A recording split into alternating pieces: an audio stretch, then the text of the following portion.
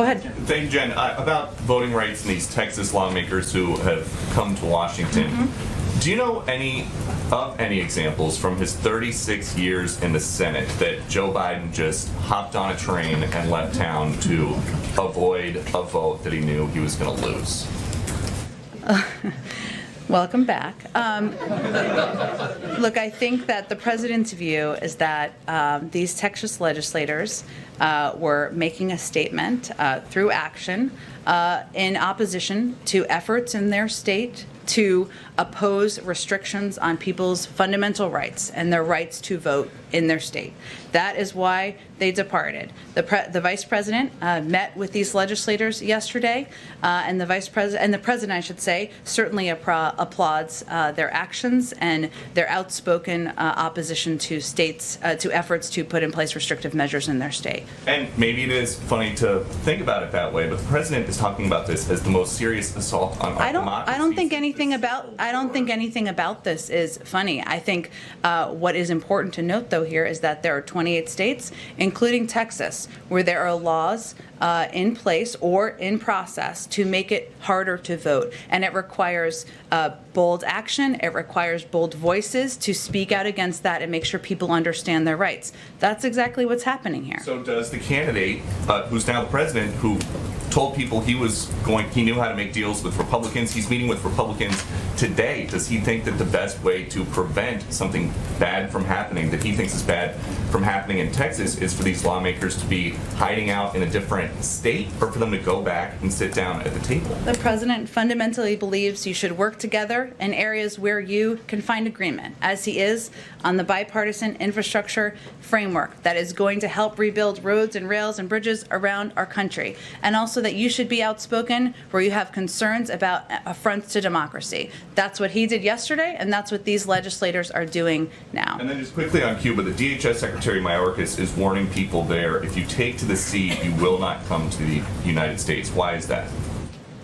Well, first, I think it's important to understand the context of what the Secretary was conveying yesterday, which is just that it is still the case that it is not the way to come to the United States is not through processes of trying to come to the border without going through an asylum process, or coming by sea without going through an asylum application process. There are certainly programs through which that some of them have not been reinstated, I should say, that were put in place by the Trump administration, that are being reviewed, as he said yesterday, that would apply to the individuals and people of Haiti and the people of Cuba as well. Those have not been reinstated. They're being reviewed. That's what the Secretary said yesterday. What he was reiterating is that this is not the time to travel irregularly. It's dangerous. People can lose their lives as they have in the past. And as the administration tries to figure out the root causes of migration to the country, don't we know that the reason people want to leave Cuba is because they don't like communism? And so as you're trying to figure out what the processes are for these people who want to leave Cuba, I'm not sure what your question is. You guys. Why are people leaving Cuba, or what is the process for them getting here? I can explain either of them, but you tell me. Sure, yeah. Do you think that people are leaving Cuba because they don't like communism? I think we've been pretty clear that we think people are leaving Cuba, or not leaving Cuba, or protesting in the streets as well, because they are opposed to the oppression, to the mismanagement of the government in the country. And we certainly support their right to protest. We support their efforts to speak out against their treatment in Cuba. I will say separately, an important question is also what happens when people are seeking protection, or what happens when they are attempting to flee.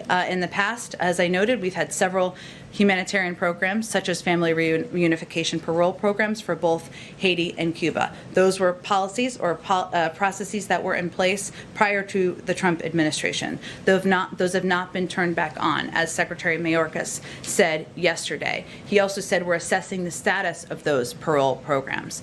Haitian and Cuban nationals in the United States with a fear of return to their home countries may be eligible for protection, such as asylum under U.S. law. Haitian nationals already in the United States may be eligible for temporary protected status. But migrants interdicted in the Caribbean who manifest a fear are referred to USCIS for a protection screening. That's what happens. Those who do not manifest a fear or who are not found to have a credible fear following the screening are repatriated to their country of origin.